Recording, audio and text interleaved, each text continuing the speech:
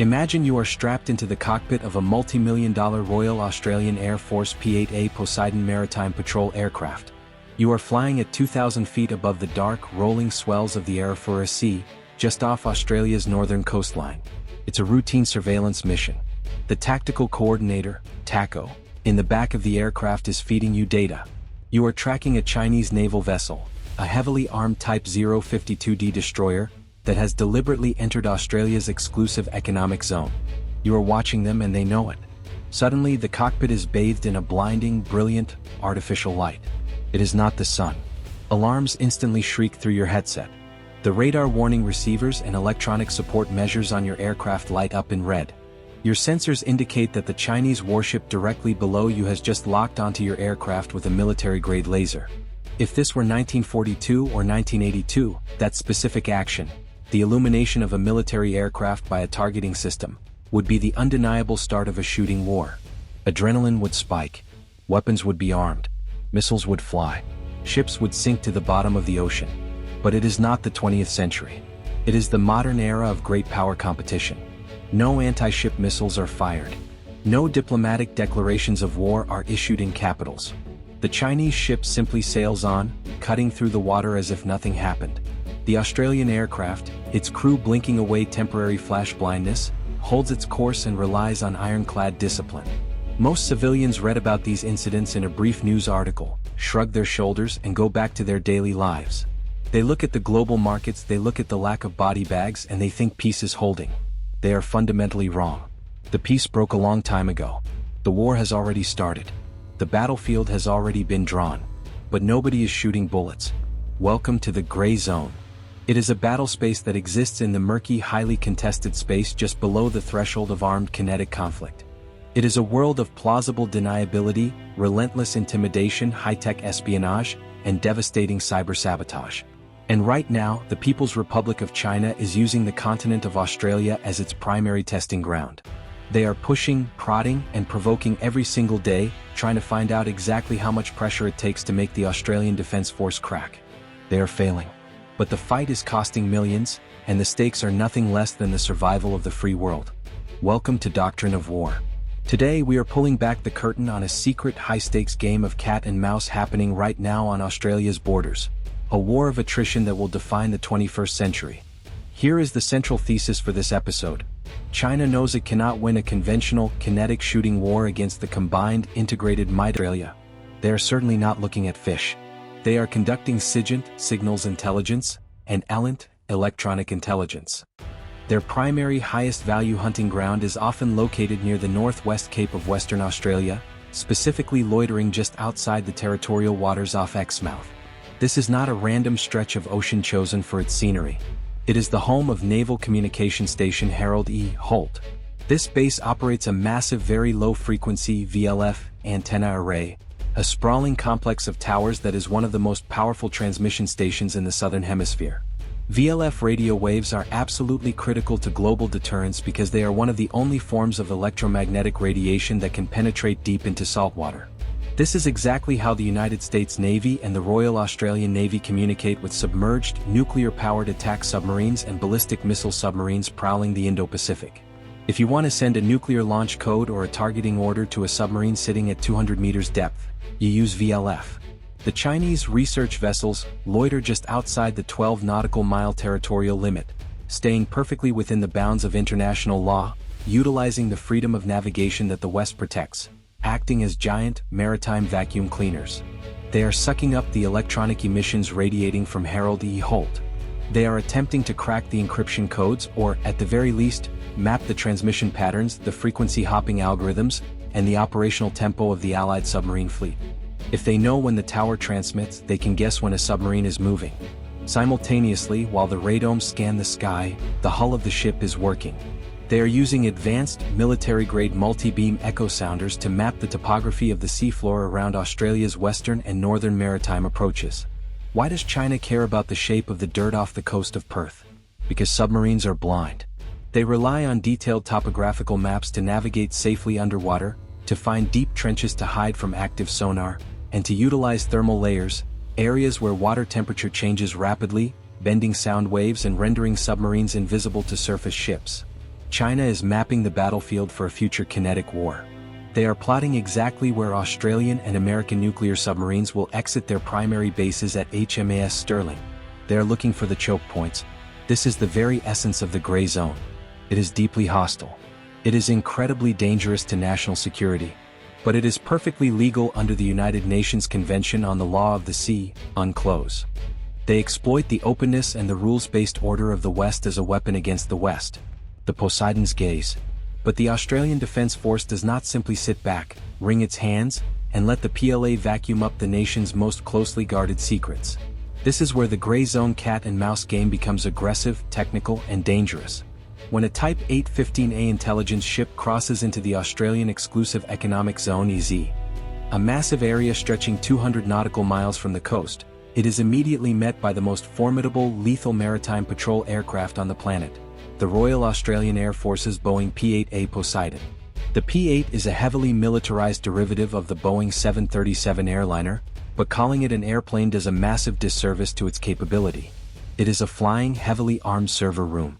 It is the undisputed apex predator of the ocean. When the Chinese spy ship thinks it is sitting quietly in the dark, intercepting signals undetected, the P-8 arrives on station. The P-8 utilizes its IN/APY-10 multi-mode radar, a system with a resolution so incredibly high it can not only detect the Chinese ship from hundreds of kilometers away through thick clouds and storms, but it can literally image the exact shape of the antennas on its deck using synthetic aperture radar (SAR) modes.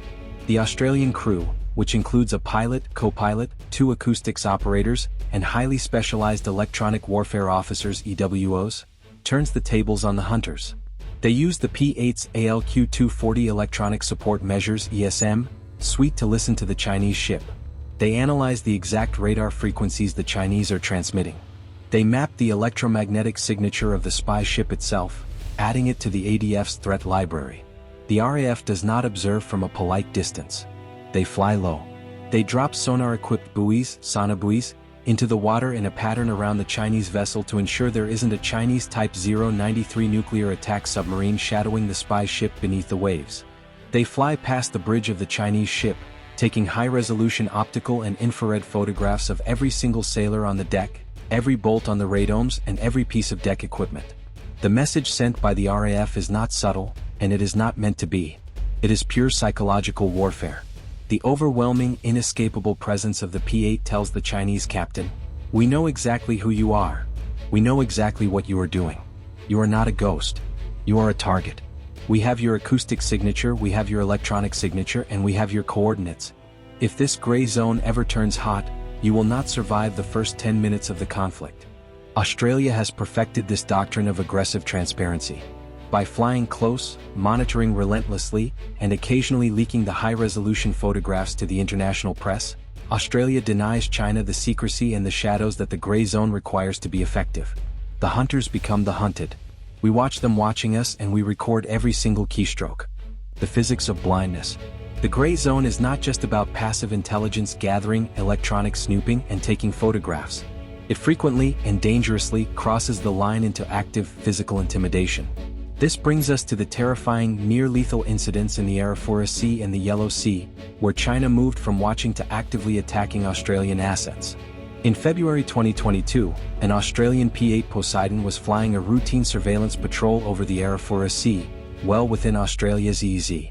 Below them, churning through the water, was a 2-ship Chinese flotilla, which included a highly capable Luoyang-class, Type 052D, guided missile destroyer. Without any radio warning, without any provocation, the Chinese destroyer directed a military-grade laser directly at the cockpit of the Australian aircraft. To a civilian layman, the word laser might sound like a mere nuisance, like a teenager pointing a cheap red laser pointer at a sports game to distract a player. In the military realm, it is an act of extreme, calculated aggression. A military-grade laser used for targeting, range finding, or dazzling is an incredibly powerful piece of hardware, often using neodymium-doped yttrium aluminum garnet (ND) technology. If this concentrated beam of light strikes the cockpit of an aircraft, the light scatters across the microabrasions of the plexiglass canopy, instantly creating a blinding, terrifying glare that fills the entire visual field of the pilots. It can cause immediate, disorienting temporary flash blindness. If the exposure is direct and prolonged, the concentrated energy can burn the retinas of the flight crew, causing permanent, irreversible damage and partial blindness. Furthermore, the psychological and tactical implications are immense. When a military aircraft's highly sensitive warning sensors detect a laser, the computer systems instantly recognize it as a targeting laser. In the unforgiving geometry of modern missile warfare, a targeting laser is the invisible wire that guides a surface-to-air missile to its target. To the Australian pilots, the laser warning receiver screaming in the cockpit means one thing: we are being painted for a kill. A Mach 3 missile might be 3 seconds behind this light. This is not a prank. It is a tactical provocation of the highest order. It forces the pilot into a split-second decision. Do I deploy countermeasures? Do I dive for the deck? Do I return fire in self-defense? We saw this exact same tactic of salami-slicing escalation pushed even further in subsequent years. During international sanctions enforcement patrols in the Yellow Sea, authorized by the United Nations to prevent illegal ship-to-ship transfers of oil to North Korea, a Chinese J-10 fighter jet aggressively intercepted an Australian MH-60R Seahawk naval helicopter. The Chinese fighter didn't just fly uncomfortably close. It flew ahead of the much slower, much more vulnerable helicopter and intentionally dropped a barrage of defensive flares directly into its flight path.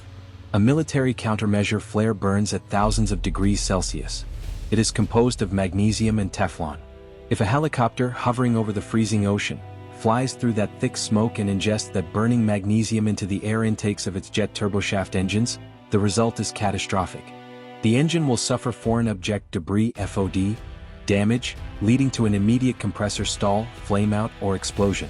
The helicopter, with its crew of 3 or 4 Australians, will drop out of the sky and crash into the ocean. Why is China doing this? Why risk killing Australian personnel in international airspace? It is a calculated, deliberate strategy of professional harassment. Beijing's ultimate goal is to make the airspace in the ocean so dangerous, so wildly unpredictable, and so stressful that Australian political leaders and military commanders simply lose their nerve. They want the risk assessment matrices in Canberra to flash red. They want the government to say, "It's too dangerous to fly in the South China Sea. It's too dangerous to monitor our own northern approaches. The risk of a fatal accident is too high. Bring the boys home." They are trying to bully Australia into surrendering its sovereign legal rights to freedom of navigation. They want to establish a de facto reality where the PLA owns the Pacific Ocean, and everyone else is just a temporary guest who can be blinded, burned, or swatted out of the sky at any moment. The discipline of the shield. This is exactly where the true elite nature of the Australian Defence Force reveals itself. It is easy to pull a trigger and fire a weapon. It is incredibly difficult to stare down a heavily armed guided missile destroyer trying to blind you, or a fighter jet trying to crash your helicopter, and hold your nerve. When the laser struck the P-8 in the Arafura Sea, the Australian pilots did not panic. They did not dive for the deck in a chaotic evasive maneuver that could have overstressed the airframe. They did not arm their own Harpoon anti-ship missiles in retaliation. Returning fire or performing a hostile maneuver would have given China the exact geopolitical propaganda victory they desperately wanted: the ability to go to the UN and claim that aggressive Australian imperialists fired first upon a peaceful Chinese vessel. Instead, the RAF relied on ice-cold, drilled-in discipline. They initiated their defensive protocols to protect their eyesight. They held their flight path steady. And most importantly, they turned all of their multi-million-dollar sensor suites directly onto the Chinese destroyer. They recorded the exact frequency, wavelength, and pulse repetition of the laser. They recorded the exact origin point on the superstructure of the Chinese ship. They captured high-resolution telemetry data and infrared video proving unequivocally, beyond a shadow of a doubt, that the Chinese warship committed a hostile, unsafe, and unprofessional act in international airspace. Then, the Australian government did the one thing authoritarian, control-obsessed regimes hate more than anything else. They published it. They released the data to the public. They called out the specific class of ship and its hull number. They took the evidence to the global stage, shared it with allies, and humiliated the Chinese military apparatus, exposing their narrative of a peaceful rise as a violent, coercive lie. This is how you defeat a bully in the gray zone. You do not respond with reckless, hot-headed escalation, and you absolutely do not retreat in fear. You stand your ground, you absorb the provocation relying on your superior training, and you weaponize the truth to destroy their narrative.